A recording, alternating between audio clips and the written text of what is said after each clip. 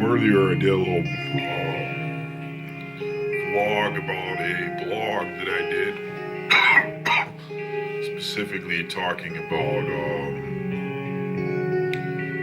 spirituality and ego and art. And I'm not an egotistical person, as I've said before, but there is kind of like an ego that does get involved in the creation of art, so to speak.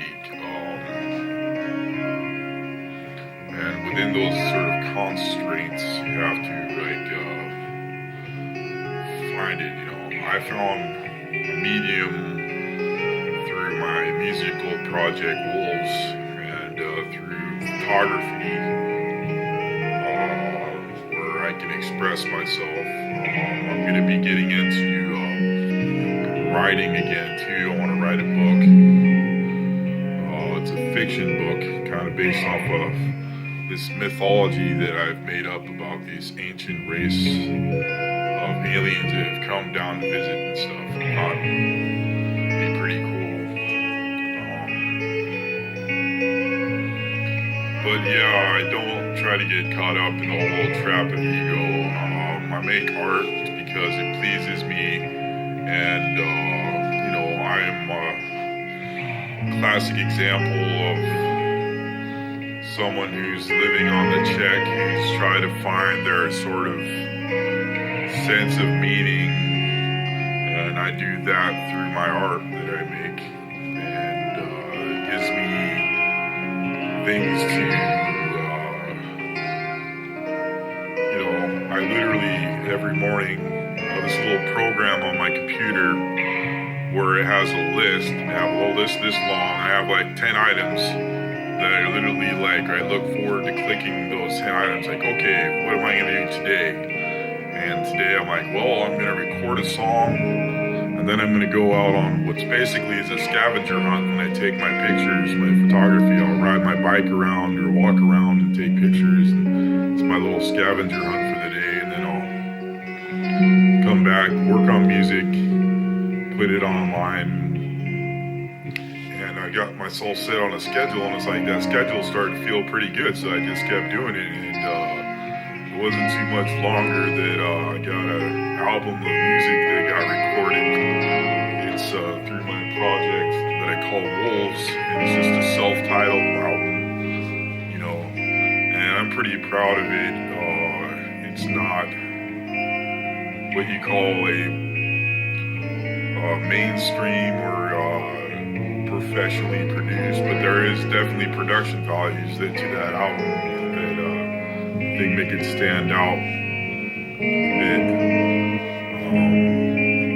Probably the happiest I've ever been with that project as far as working on music. It came so easy. I had all these riffs that just kept coming to me, and I would go basically like my writing ritual is I'd wake up in the morning, have a bowl or something, eat my oatmeal, go have my morning cigarette. Just a second. Well, yeah, anyways, I'd go sit on my porch, have my morning cigarette.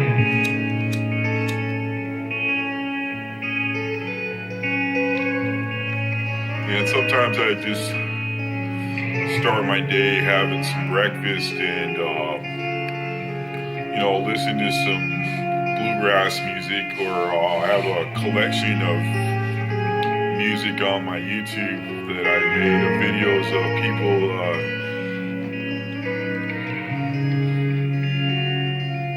doing covers of Grateful Dead songs, just kind of for inspiration. I do want to do a Grateful Dead song. I'm probably going to do Broke Down Palace, the song that I want to do, but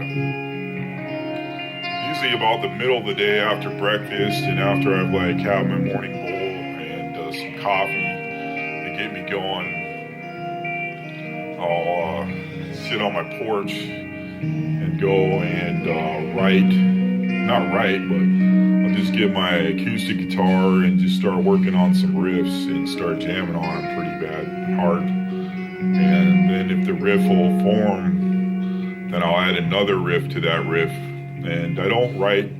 I've written one song on one album that just because I wrote a song for this girl that I like, and I thought I'd do a more traditional love song. I don't really like verse, chorus, verse. I write my songs like if I was writing a folk opera kind of, more of a person singing from a situation and going off like that instead of being more traditional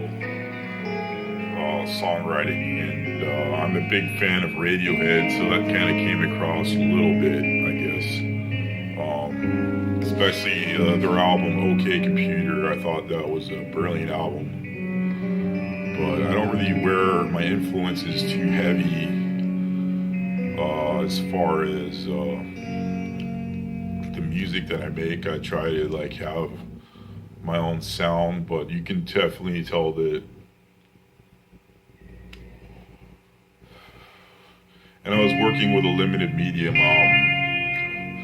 but I thought, I wanted to do a challenge when I worked on this. I was like, well, I've got acoustic guitar and I've got my electric guitar and I've got a pretty decent recording setup, decent mixing speakers. I should make well use of this equipment, and I'll have the time to do it. And it's just one of those things. You're like, well, you have that time.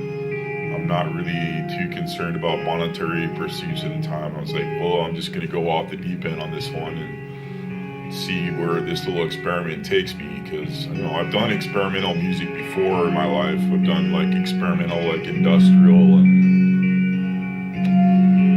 some experimental like metal music.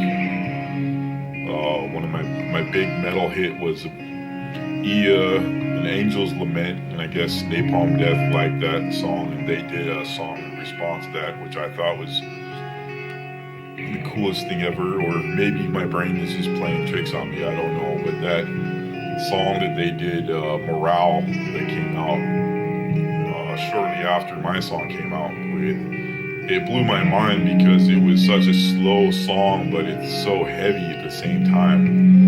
And it caught like a lot of the same heaviness that I was personally into when I was making heavy music. And I really didn't get too heavy into making heavy music. It was very therapeutic to get that sort of aggressive energies out, but I am more about the healing aspects of music. And, if I'm going to be living kind of like a pseudo-monk lifestyle, like I basically do,